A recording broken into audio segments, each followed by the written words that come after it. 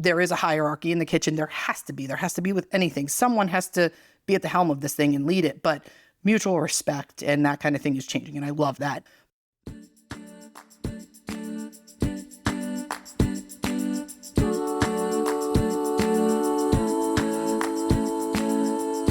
Hello. Welcome to Sip with Nikki. I'm Nikki Lamberti here in Sonoma County, California, and it has been a few weeks. So if you're a regular listener and you've wondered where I was, thank you for your patience. It has been a roller coaster. You may know that throughout the year I've been battling breast cancer, and then in the middle of my own treatments, my father was diagnosed with stage 4 pancreatic cancer, and he passed away on August 30th. So last week I was back home in New Jersey for his celebration of life. So I feel a little rusty sitting in front of this microphone, not so much because I forgot how to do this, but because it was hard for me to sit back down in front of this microphone and talk about joy. And I needed some time to mourn and to heal and to be with family. But I'm here and I'm back and I missed sitting behind this microphone. And last weekend when I was home for my dad's services, I saw an old friend, Chef Melissa Walnock, who was one of our very first guests on the podcast a year and a half ago. Talk about joy. She has one of my most favorite laughs on the planet. And we were talking about how it's going for her as the assistant dean at the Culinary Institute of America in Hyde Park, New York. And we were talking about the fact that they just filmed an awesome series there. Have you seen NextGen Chef on Netflix yet? Oh my gosh, it's so good. Chef Missy got to be a part of the filming and actually has a very cool appearance in episode 6. I'm going to call it #No Crumbs on the Counter. And in talking with her about what it was like to be a part of that and letting her know that I was already binge watching it, I thought, there's a lot of new listeners since that episode came out on the podcast. And so if you missed it, I wanted to bring it back to the top of the catalog so you can hear Chef Melissa in all her glory.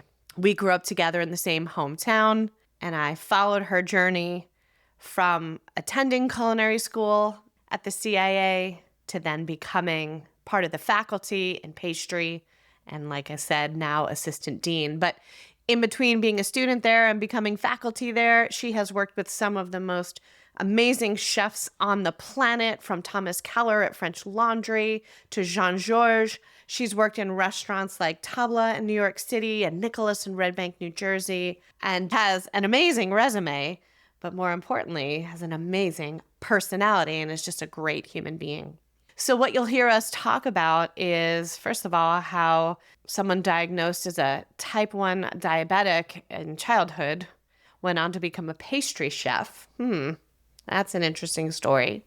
We talk about what it's like to be a woman in the culinary world and how it's changed in the last couple decades and some of her experiences. And then I get her take on The Bear, because anyone I know in the culinary world, I need to know what they think of The Bear on Hulu. I love it. Michael loves it. We binge it as soon as the new seasons come out, but I was curious what she thought. So check out NextGen Chef on Netflix. There are 8 episodes. I'm already done, and I'm about to start rewatching. It's probably one of the best culinary reality shows that I've seen, and I watched them all. And without giving too much away, I was very happy with the outcome. And I have no affiliation with this show. I'm just a fan, and I'm a really big fan of Chef Melissa Walnock. So here we go with Chef Missy. Oh my goodness. Chef Melissa Walnock, aka Missy from childhood. How are you? I'm good. How you doing? I'm good. Thanks for being here today.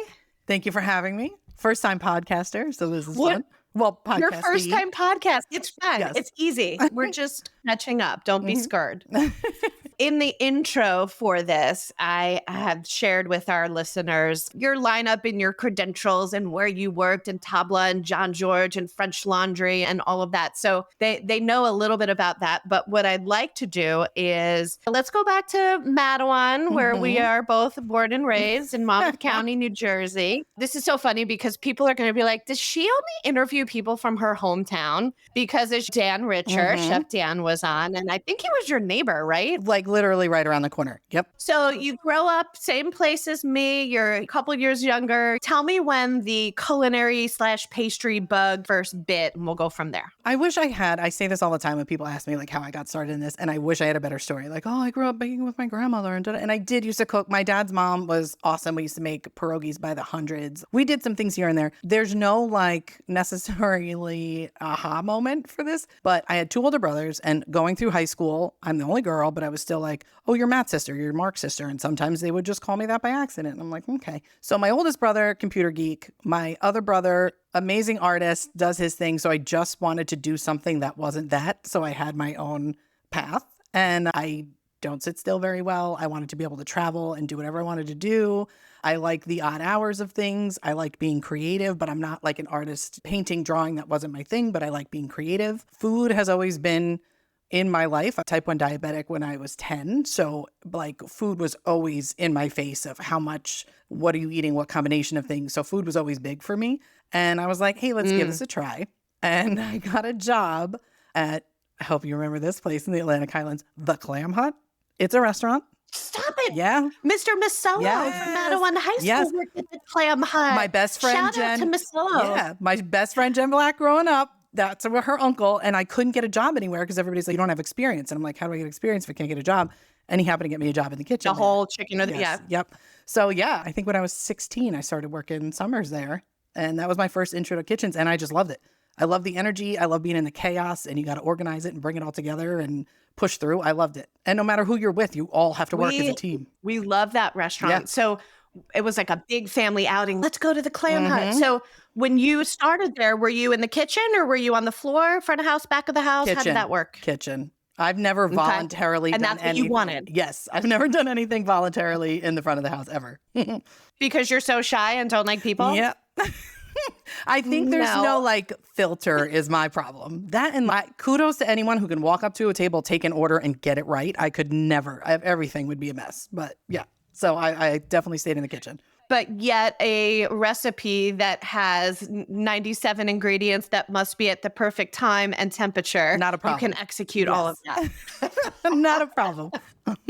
Interesting. Different part of the brain, I guess. All right. So you're working at the Clam Hut in the kitchen. How long are you there for? And then what happens next? I did 2 summers there. And once I realized, wow, this is really fun, I started looking for culinary schools. I was like, okay, let's figure this out. And I'm not just saying this because it's full circle and I work there now, but the culinary has been well-known, world-renowned, top dog for a very long time. So I just wanted to go there. And my initial plan was to go get my associates and start working. But I made a deal with my parents that if I was going to do this, because at the time, this was really before Food Network and like a career, and where being a chef was like, oh my God, so cool, mysterious, whatever. And everybody's give me a year range. We're talking so like late 90s here. Yeah, I graduated high school in 98. So it was that my senior year that I really zeroed in on this. And my parents were like, can you make a living doing this? It just sounds really hard for a woman. And I'm like, sure.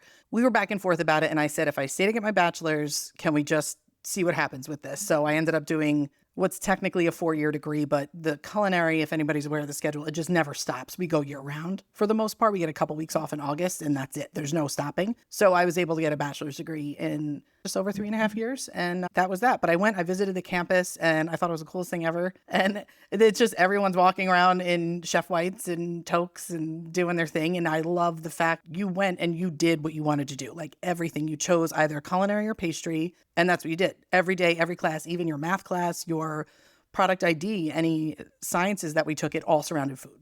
And it was pretty cool. Even you have to get a bachelor's degree.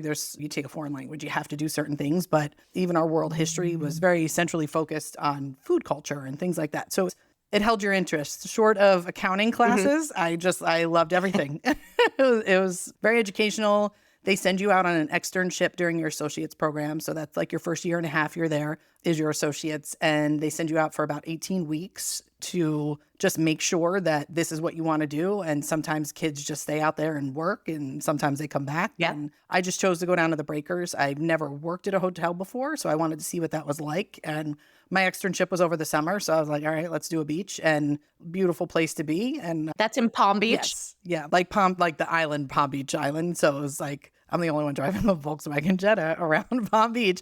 And I remember like distinctly getting out of my car and locking the door. I'm like, who cares? No one's going to take my car. This doesn't matter. But yeah, I lived there. I used to What were they all driving there everything in I could, 1999? everything I still could not afford. Mercedes, BMW, anything but what I had. And so I used to just walk to work. It was a dream. I walked 2 blocks to the beach on my days off, and I walked to work every other day, and I got to see a lot of things. We did, I don't know if anybody knows the Breakers, aware of the Breakers, but it's massive. It has a lot of history to it. We used to do banquets, a lot of political banquets, things like that for 5,000 people, 6,000 people at a time. And there's 3 or 4 of those going on within 24 hours. It was a high production facility. Would I want to work in that again? No, but it was a great experience, and it really got my mind organized for this business, because if you missed one thing, it's like a domino effect. You know, if you forget to make these few cakes, it's like you're set back hours and forget it. Like everything's knocked off course for the weekend. So it was an intense job, especially for somebody. I didn't know how to really do anything. I went to culinary school other than working the line at the Clam Hut. I baked at home. I didn't know what I was doing. I went to school because I really wanted some background in this and not just go out in industry and really get my ass kicked. I went into that not knowing anything, and I learned a lot while I was there. What made you pick so early on? You said you either go culinary or you go pastry, right? What made you choose what you did, pastry? I think it's my personality piece. Like, I've definitely calmed down with my OCD since having kids. It's just impossible. I'd be up 24 hours a day just trying to clean everything. But I have an OCD brain, but I also like to be very creative. And this just brought those two things together. And, you know, everything's scaled, especially in pastry. Everything's down to the gram when you're making a recipe. And at the same time, putting something on a plate or experimenting with flavors, you have such freedom with colors, flavors, textures, all of that stuff, which I love. And I also think it's really pretty cool that when I always joke around, because like chefs are like, oh, pastry, no big deal. There's chickens out there. There's cows out there. Like, your stuff's already there. Like, when we make a bread or a cake, that was not in existence an hour ago. And I just find that so fascinating that we created something brand new by just putting the right things together. From the absence of anything, from nothing. You can't grow a cake. Oh, I love that. I love that concept. Yeah. I've never really thought about it in that way, but it's so true. Yeah. There's chickens out there. There's cows out there. What do you, salt and pepper? I'm throwing them in a pan. Like, get out of here. Yeah, you got everything you need already. You just season it. Yeah. I love that. I want to go back to actually 2 different things that you said just now. And the first one was, you said type 1 diabetic since 10 years old. So obviously there's a lot that goes along with that in life in general, but then put on top of it that what you've chosen to do in your life, it focuses around sugar. So talk to me a little bit about that, and how much of an obstacle or not has that been? It's interesting because I don't know where to start with this. As far as being 10 years old and having this kind of dropped in your lap, just a little background on type 1 diabetes, you're born with it. It's different than type 2. It's different scenarios. So it was already in my system at birth, and it's usually something either super stressful or another illness that are just flick that switch and like your symptoms start setting in. So when I was 10, I want to say it was my grandfather, I think, who had passed away. And then at the same time, I got this awful bout of strep throat. And strep throat, for anyone with an autoimmune, knows a lot of times it starts with that for some reason. So I just got very sick very quickly. I lost about 15 pounds within 2 weeks.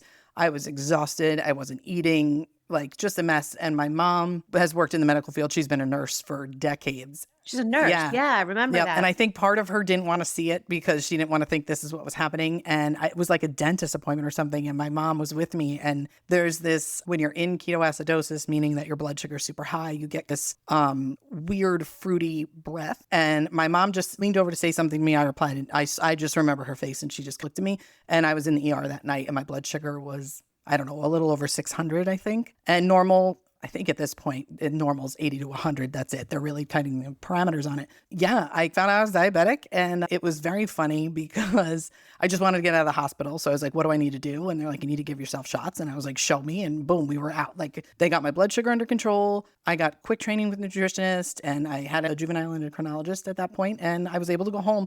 But everything in my house changed because it was very different also the way you kept your diet decades ago versus how you work it now, which is really carb counting is the main focus of how to handle type 1 diabetes. But yeah, everything changed. We had scales everywhere. It was like skim milk and low fat this and da-da-da, which again, completely different mentality now. But my days were just very focused around food. And I know just looking back at it now and being a parent now, how stressful it was for my parents, regardless of my mom's medical background. It's still scary. You don't know what's the school day going to bring. Are you going to get low and not feel it? And sometimes that happens. And so food was in my face for a very long time. And to say that hasn't mentally impacted me would be a lie. Like, I definitely have some things surrounding food, which is very typical also with diabetics. How could it not be? It's like you have to think about everything all the time, every day. And no matter. Oh my God, I think about food all the time, every day. Me What's too. my excuse? Gratefully, I don't have type 1 diabetes. As Food is I'm in my face, eating- my choice. Exactly. As I'm eating breakfast, I'm like, what's for lunch? It's that mentality. What am I in the mood for? Too. Yeah. It's just, I have to figure out, okay, what do I do in between that? And I kid you not, like if I'm going to go out for a tasting menu, which we do, I love it. Give me 12 courses, give me wine, give me whatever. Like I have to think about that all day. I don't want to eat a more carb loaded breakfast. I want to save this all. And I want to make sure that I go for a big walk before I go out to dinner, just so my body's moving, my metabolism's moving, and it'll help keep my blood sugar low. It's like that kind of thought that goes into it, which also at the same time is the thought that has to go into my daily life in a kitchen, in all honesty. So there's connections there, but I find it interesting that I chose pastry. I think it seems natural to do something in food just because it's such a part of your life. It's okay, let's really get my hands in this and do more with it. But I can't say that I make things with replacement sugars. That's never been my thing. I don't find them overly healthy. Not that they're sugar alcohols. They're not going to kill you unless you like vats of it, but it really causes digestive issues. Anybody who's had sorbitol, sugar-free, whatever, those things will mess with your digestion. And so I try to avoid it. And it's more about just balance of what you're eating. So like I'll have guests come into a restaurant and say, oh, I'm a diabetic, I'll just have sorbet. And I'm like, no. It's like sugar on sugar. Food has sugar, then you're adding sugar. So it's more, honestly, it'd be better with a small scoop of ice cream or a piece of cheesecake where you have that fat that kind of slows that sugar down to get into your system. But we have this event every year on campus and it's called Menus of Change. And it's really, where do we go to make things more healthful for people? And how do we just work it into an everyday system in restaurants and bakeries and cafes that it's not, oh, this is sugar-free and this is what everybody else is going to eat. Or this is gluten-free, this is what everybody else is going to eat.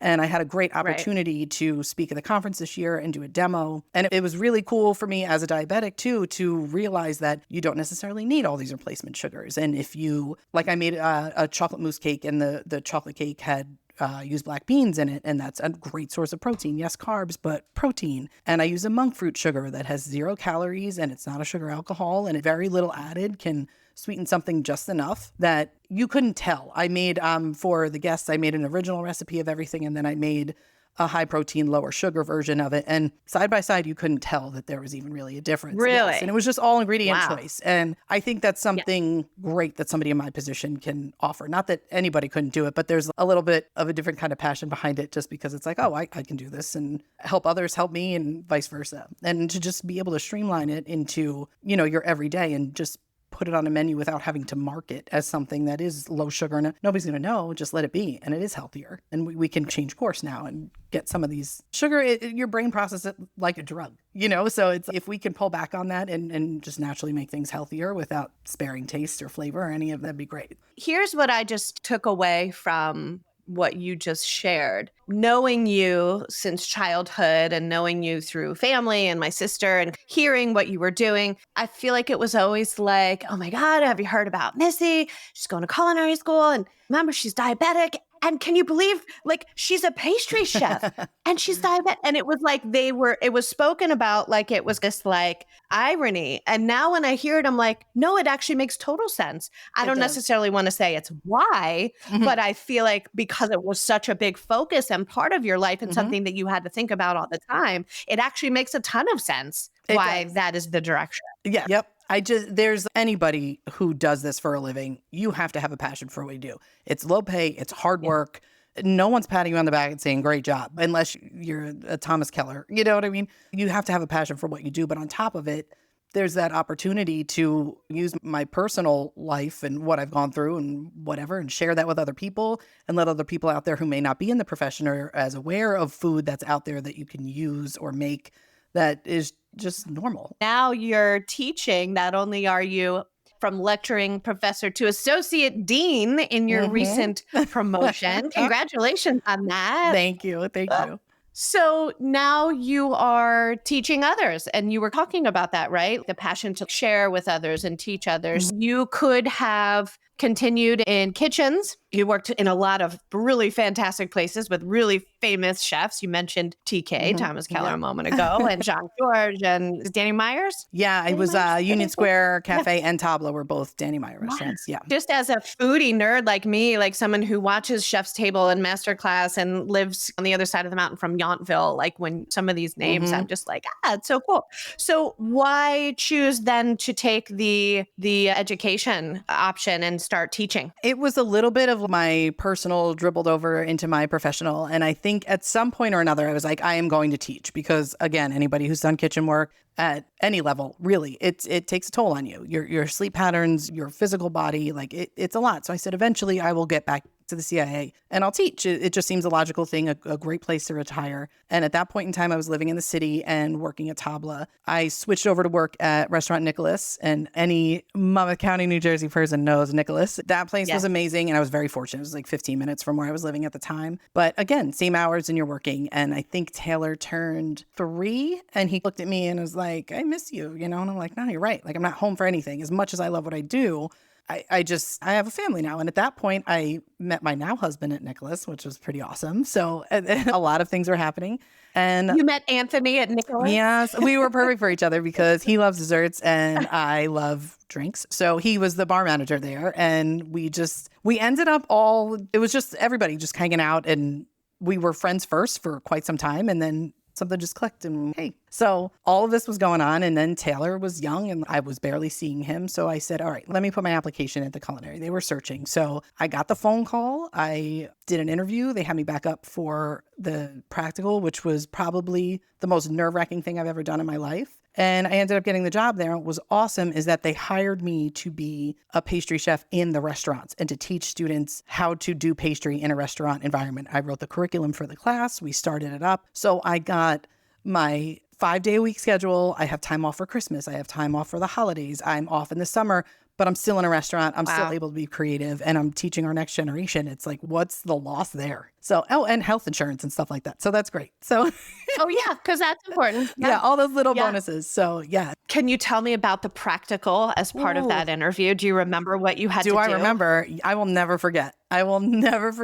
Like, this whole job is pressure. Like, you can plan as much as you want to, but you don't know what you're walking into. And it could be in the middle of service. I love being weeded. I love the chaos, whatever. Going in for this practical, my hands were like literally shaking. So the way it's set up, and it's funny because I'm now on the search committee to hire new faculty for pastry. So we revise this and go through it, make sure the practical keeps making sense. And you get basically 2.5 days to get this done. You come up to campus. So I had 2 laminated items. So I ended up doing a laminated brioche and croissant. We had 2 entremet. And if anybody's aware of an entremet, it's like a French-inspired, very delicate cake, but it's like a mousse cake. So all the layers are very thin and there's usually 4 to 5 different pieces to it. It gets that beautiful shiny glaze that was such a thing on Instagram for so long. That's an entremet. It's not like a layered cake with frosting on it. Just to build an entremet, there's probably 6 to 7 different recipes that you need plus garnish. So that one thing alone is big. So we have 24 croissant, 24 laminated brioche, 2 entremet, 12 petit gâteaux. Laminated. Tell me laminated. Break that down for me. That's like puff pastry, things like that, where you have your dough and you just you lock in your butter, you roll it out, do your folds, roll it out, do your folds while taking breaks in between so you're not overworking that gluten. There's a lot of science to that too. So laminating dough it's that delicious, buttery, flaky, fatty goodness. And you can make a variety of things out of it. Mm-hmm.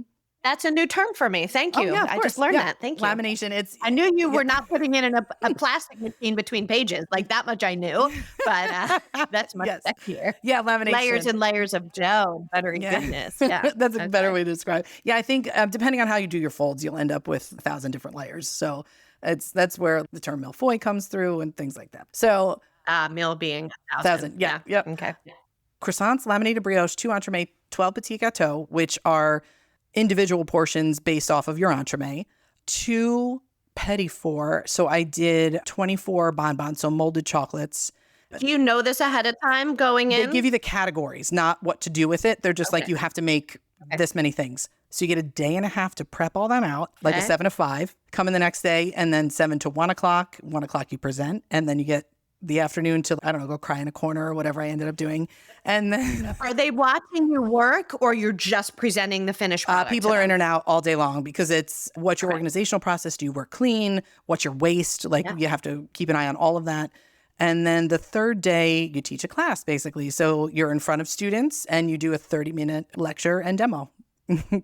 And it was... Did you love that part? I feel like that's just you. That was the scariest part for me. I feel like that. Really? Yes. Okay. Yeah. You know what's weird is that, like, I can act a fool in a room any day of the week. I don't care. But when everyone's silent and staring at me, like walking down the aisle for my wedding, terrifying. I'm like, why is everyone just like that focus? I don't like it. I don't like it. But it's not like I'm worried about embarrassing myself in real life. I don't really care about much of anything, but that, it's hard. Plus, it's interesting being pulled right out of industry and then teaching. You don't think about all of the little nuances of, okay, now I'm going to add my baking soda, and a hand goes up. What's baking soda? And I'm like, son of a, like, I haven't had to break this down scientifically in God knows how long. It's just like, this is what we're doing. So there's a difference there. It's all in depth, and as a teacher, you don't know really what these kids are coming in with. By the time they get to the end of the program, you have an idea of, because I've taught on both ends. I've taught the first class and I've taught the last class of the associates programs. By the time they get to the end, you have an idea, but the in-between, it's okay, have you tempered chocolate? Do you know what tempering chocolate even means? Do you know what baking powder is? And there's so much to really break down scientifically for everyone. So that's the part I had to think about as I was doing it, and just being able to work and keep eye contact and engaging a crowd. It's an art all unto itself. Oh, absolutely. It's a totally different skill set that you're layering on top of what you're actually doing, that you're laminating on top of what you're actually doing. Full circle. Can I not use those words interchangeably? You can. That's not right. I used to live over in Gardner up until about 4 or 5 months ago. And there is this beautiful B&B right around the corner from where I used to live. And through a third-party connection, I started doing classes there. So I do now, we're up to anywhere between 1 to 4 classes a month at the Watergrass Hill B&B. So you can look that up if anybody's in the area. And can I come and be in your class? You can absolutely come and be in the class. It's really fun. I love it. And the kitchen that the owner put onto this space is, every time I walk into it, I'm like, oh, it's like a postcard. It's just stunning. And you're totally in the country, and it's just it's beautiful. Every year we do a pies and tarts for Thanksgiving, usually chocolates around Valentine's Day, and Are they just like a single standalone class where you can go to one, or is it a series of multiple weeks? Just one. And in about 2.5 hours, we do everything. So I'll demo everything. Some of it's hands-on. You usually make 3 different things. I try to do that so everybody can see a wide range of a technique I'm trying to teach, and you go home with everything. So if people want to look at the schedule and sign up to bake with you, where do they find that class info? On watergrasshillbnb.com, and look under workshops. How fun. I'm going to put the link in the show notes for those of you listening so you can find this. And if you want to see some gorgeous pastry porn, yes, I said it, follow Melissa at Chef Walnock, WALNOCK on Instagram. Gorgeous. We need some wine. Do you think it's time for some wine? Yeah. Sip Spotlight. Okay. When you and I were prepping to do this recording today, and I told you, we pick a wine and I'll send it to you and we're going to sip the same wine. Do you have any preferences? Do you remember what you said? I think I preferred white, crisp, not sweet, and a little acidic, fruity. That's exactly what you said. And first of all, that told me a couple things. That gave me direction on what to pick. But that also gave me direction that this girl knows wine, just like the language, right? The language that we use when we talk about wine. I do love to enjoy wine. And the funny thing about alcohol, and it's more vodka and liquor more than wine, but alcohol actually lowers your blood sugar. So you do have to be careful when you're drinking, but not for the reason that you would normally think. So because it lowers it. Yes. Because of the alcohol. Yeah. Because a wine like this that we are going to taste today, there's no sugar in this glass. There's alcohol. There's calories from alcohol, right? But there is no glucose, fructose. That has all been converted into this beautiful alcohol that is in this bottle through the magic of fermentation, which is now my world. By the way, I don't know if you know this, but we have CIA, Culinary Institute, in common. Do you know that I did the wine program at the Culinary Institute here in St. Helena? I did. Your Amanda told me that. She told me you were going. I think that's awesome. That campus is So stunning too. we call it Hogwarts. It looks like a big castle, Yeah. Hogwarts. So you said a crisp, nice acidity white. So I started to think about what do we do? And I don't even know why my brain went to Greece. Maybe because Michael and I had just watched Big Fat Greek Wedding 3 a couple of weeks ago, one of my favorite movies, the original one. Yeah. And we're also planning a cruise in June for my dad, Big Dom's 80th birthday. Oh my God. And I love we're it. going out of Rome and we're going to Greece, which we've never been. That's amazing.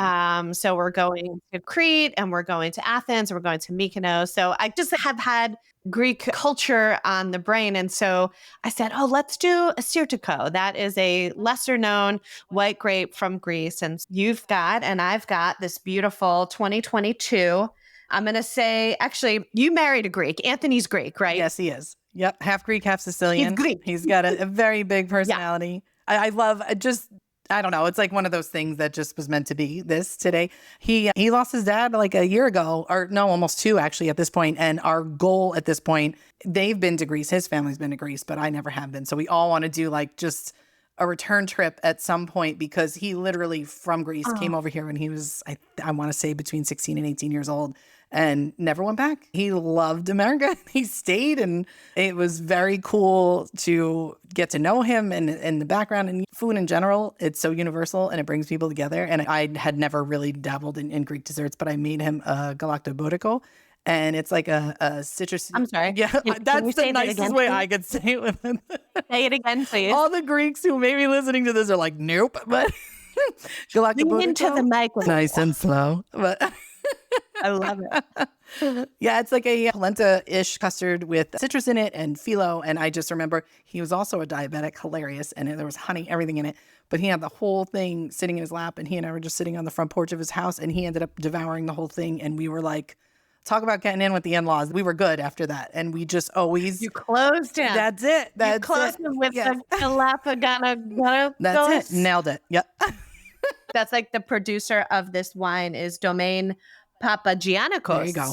I think I said that okay. I did a little research. Papagiannikos. Oh, yeah. Look at that on the bottle. The grape is Sirtiko. Let's get it in the glass if you haven't already, because I like to do the pouring noise.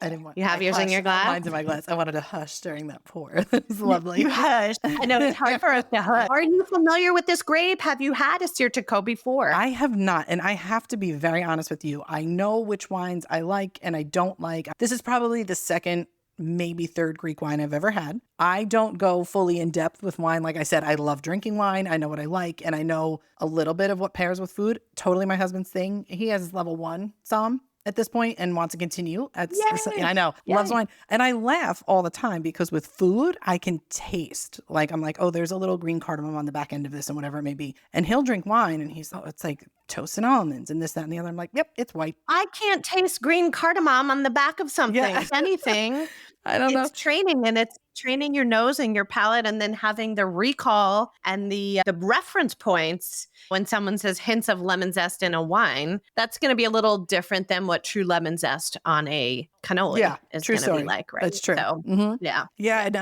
And this looks it's nice expresses and clear. It's not, I don't know. I'm trying to look at the legs aren't too thick, right? So it's not too much sugar. No. Am I right in that? Well, the kind of runny legs, Mhm. which doesn't sound great, but the fact that these teardrops and legs are not crawling down the side of the glass tells us, most importantly, that it's a lower alcohol wine. It's a lighter body. It's going to feel less viscous in our mouth, and it's a lower alcohol wine because it's 13%, which, thinking about most of the wines that we drink, especially if you're like me and you drink a lot of California wines, we're talking 14, 15, 16% alcohol. Mhm. So 13 is pretty conservative, which is part of what's going to give you those quicker legs running down the side of the glass. Yeah, the color's really pale, like pale straw. And I know just from doing a little research on this wine for today, this is done all in stainless steel. So this has never okay. been in oak, never been in a barrel. And when you age white wine in a barrel, not only does it give oakiness, as most people knows, but it does affect the color.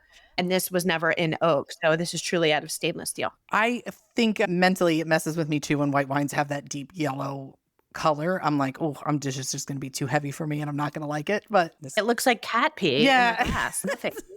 too thick, too thick. Yeah, so this grape, Assyrtiko, is originally from the island of Santorini. These vines that this producer made the Assyrtiko from are 50-year-old vines. But here's the cool thing about when they grow in the Greek islands, because these are all volcanic islands and there's a lot of wind on these small islands. When you think of a vineyard, they developed centuries ago this process of how they train the vines really low to the ground instead of like big tall T like traditional vines that we see. Mm-hmm. They're low to the ground and they start to coil them. So the vine forms a basket, they call it, or a wreath, and it's round. And then the grapes and the fruit are actually on the inside of that. Oh, that's so cool. And it protects the fruit from the wind on the islands. That's pretty awesome. When I look at the producer's notes for this wine, they talk about sea spray as a note, which is so interesting, just obviously being from that volcanic island region. And then the producer also calls out hints of white tea. That's a very specific note. Here's what I do know about this wine. The feeling of it in the mouth is very fresh. It's very bright, that nice acidity that we talk about. It's delicious. Very clean on the finish, but there is a lingering bitterness on the back end, which almost presents to me like tannin. And normally we know white wine is the grapes are crushed and the juice is pulled away from the skins right away to go into fermentation. What I did read about this wine and how they make it in stainless steel, they leave the skins in for a bit. So there is some skin contact. Yeah. Now, it didn't really darken the color, but I think it adds that really nice finish where it almost is a very subtle bitterness and lingering, but in a delicious way, which is unique for a white wine. So do you like this wine? I love it. It's delicious. So we have just two last things left. I want to go back to something that you said early on when you were talking about deciding to go into culinary, in a conversation where you said your parents said something like, are you sure this is what you want to do? It's a lot of hard work and it's hard for a woman to make it in this business. Mm-hmm. Talk to me just a little bit about when your parents said that, and then how did it work being a woman in the culinary world? I feel like in industry, it's definitely changed since I started to where we are now. All but one of the pastry chefs that I have worked under, all male.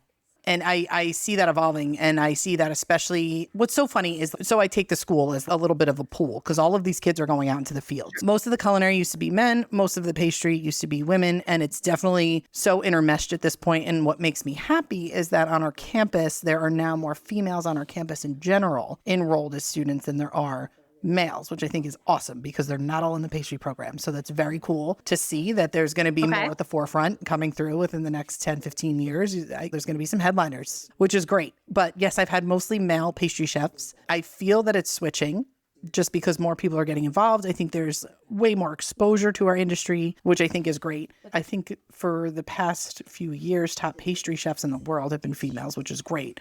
A few years ago was the first one. I think it's our natural personality. And I think men look at things differently than women. And men are like, right here, right now, let's do this. And that's essentially, again, your food's there, you cook it. I'm not diminishing what happens. Trust me. Chicken is there. Chicken's the cow there. is You there. season it. It's a pan. No, just so you're going to get backlash on behalf of me for this. But I know, right? No. I don't mean that. Much respect. Trust me. Like being a saucier, just that alone is, it's difficult. But women have this different sense of organization and steps to get somewhere and don't mind the measuring of the little things and all the intricacies that going into pastry entails. And I think there are far more women who do this and are great at it versus the ones you actually hear about.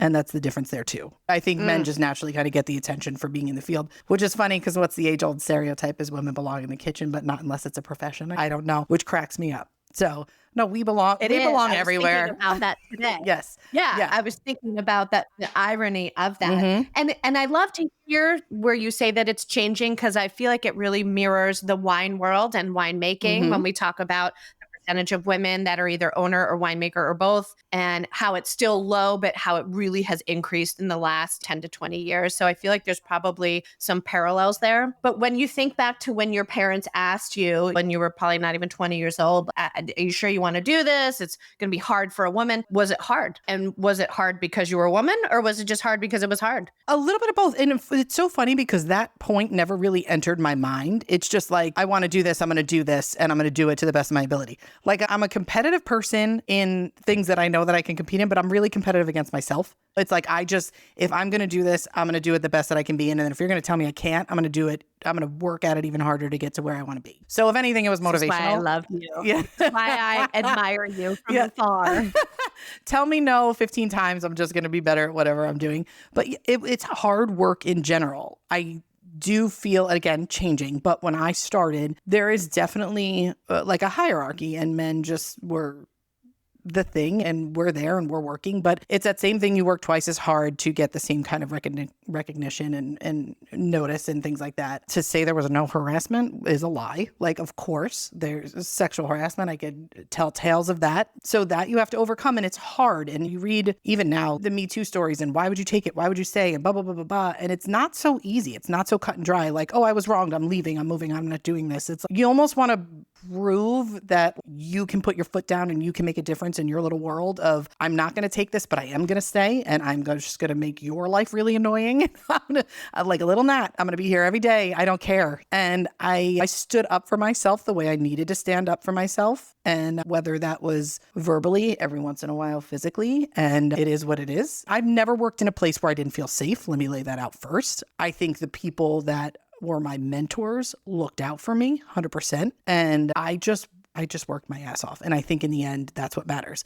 I was the first one there, last one to go home. I always worked. And I was the one that was asked to go do events with my chef and to be there. They trusted me. They know I worked. And that's all that mattered, is the work that I put into it. And of course, there's things that can happen, but it could be in any job. It could be walking down the street. You're going to find this. You have to figure out how to handle it for yourself and what makes you comfortable to show up every day. And I figured that out. We do a lot at school too, to really enforce standing on your own 2 feet and standing up for yourself. And we need to change the industry. Like, we're at a really great point where things are shifting. And I think COVID, oddly enough, played a role in that. And there's a lot of attention being paid to health insurance, mental health, being a woman in a kitchen. And we hold panels all the time of faculty that work there that talk to the students, Q&As. We bring in female chefs from all over the place to come in and talk to our student body about what they've dealt with, how things have changed, how they would love to see things move forward. And it's very empowering. If something, everybody needs to watch their behavior. And that's the bottom line. You can't do what you used to do and get away with it and feel like we just need to tough it out. It's not that anymore. Mm-hmm. You can talk about it. You're going to find somebody else who can relate to it. And you can hash it out and really bring it to the surface. And I think that's the most important thing. We're going to finish up with some listener questions. Mm-hmm. Listener questions. Someone named Amanda would like to know, if you were not doing what you do, what would you be doing? I think about this all the time. Definitely something creative, whether it be makeup artist or in fashion or something, a photographer, movies, but behind the scenes with movies, whether that's wardrobe or something along those lines. The same listener wants to know, did you watch The Bear? Oh my God, I can't even tell you how much I love this show. And it's so fun. The one that just swept like every Emmy out there. Oh my The Bear. And so deserved. First of all, and again, my memory is awful. It's like a piece of information goes in, one falls out. But the Bear, how could you not just want to watch this guy be a chef, Jeremy. right? Oh my God. Calvin Klein? Yeah, thank you for that spread. But the show is probably the closest thing I've seen to a real life kitchen and the pressures of it, and just hands and knees scrubbing floor. People don't know that side. They see the Thomas Kellers and the Danielle and Jean-Georges and this pristine greeting the table and making this beautiful meal, which I think is almost a beautiful thing because it's so quiet and calm and precise in the dining room. And you open that kitchen door and it's like, where's my fucking Sharpie? Get off my line. And it was like one of the best scenes ever because you're like, yes, it's sometimes just shut up, let's go. And everybody from top to bottom is scrubbing the kitchen down and organizing and learning. And there's always ego involved and everybody's got a great idea, but can it be implemented immediately? No. And it's like, how do you tell somebody this isn't probably the best thing you tasted? You have to enhance it without offending. It's such a nuanced thing to be in a kitchen. And just seeing that and how the guy who was doing pastries just got so into fermentation. And I think he had the Noma cookbook. And I'm like, oh my God, this is brilliant. And he's just like working on a perfect donut. Yes, long story short, I love The Bear. I had COVID. I was home. I was the only one home. And I'm like, I'm binging the hell out of this thing. I watched the whole first season. It was so good. It's like giving me goosebumps even thinking about it. But what I loved about it too, it shows the changes that are going on where everyone is calling each other chef. And there is a hierarchy in the kitchen. There has to be with anything. Someone has to be at the helm of this thing and lead it. But mutual respect and that kind of thing is changing. And I love that. But just the pressures of it. And when they screw up like the online ordering or something and all you hear is that ticket machine, the amount of times that I've woken up with the sound of the ticket machine, I'm like, oh my God, I'm not at work. It was just like, yes, I know that feeling. And they're just lining up. And they nailed it. Yeah, it's so good. It's so good. Yes. Okay. Here's the final listener question. Very complex, intricate question. What is your favorite dessert? I knew it. Everybody always asks, right? Oh, I have to say, when it comes to things, I'm such a basic bitch with the things that I love. There's certain things I'll look at a menu and I'm like, that's what I'm getting. 9 times out of 10, it's a cheesecake. I love cheesecake. Souffle, I will get any day of the week. And a freaking lava cake, man. I just love, and I hate it that I love them, but I love them. They're just so good. I'm sorry. I'm very basic. Crepes. I have to be careful at home though, because when I start, and I love this, my daughter is just, it's like she has a radar. She's like, is that sugar that I hear happening in the, and she'll come right down. So I usually try to do things that are like a little bit more low key. What I love doing at home now is really cooking more. It's nice. No one messes with dinner. My husband's usually still at work. My parents are chilling out. So I have the kitchen to myself. I turn on a little music. The chicken's already there. The cow is already there. Ready to go. No problem. So I would say 5 out of the 7 days of the week, I'm the one in the kitchen doing dinner and I love it. And like sauces are my thing. I think that's a perfect note to end on. This was such a special treat. This has been lovely. Thank you. Thank you for having me. This has been lovely. Thank you. Yay, cheers with our Papagianicos Acertico. Dear sister. Cheers.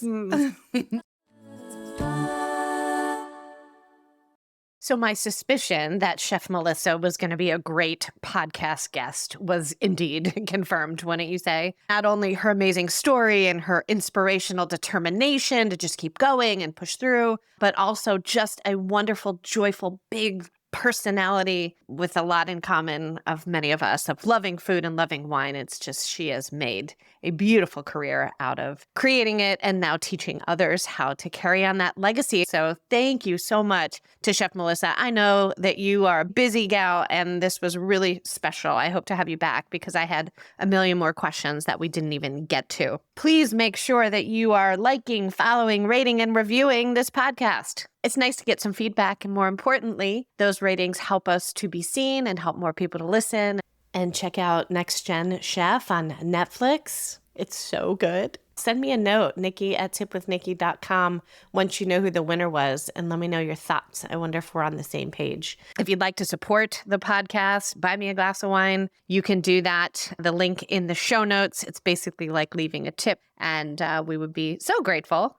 And then finally, follow Chef Melissa on Instagram. She is at Chef Walnock, WALNOCK, for some gorgeous pastry porn. And I hope that you get to maybe sign up for a cooking class with her at the bed and breakfast. I will, again, put the link in the show notes. And if you want to grab this beautiful Greek Acertico that we tasted together, you'll find a link for wine.com, one of my affiliate partners. You can have it shipped right to your door, just like I shipped it to Melissa. Be sure to listen in next week for an all-new interview with Agent Crew from Wine Spies. What the heck is that all about? You'll have to listen in. And whatever you do between now and next week, I hope that you sip well.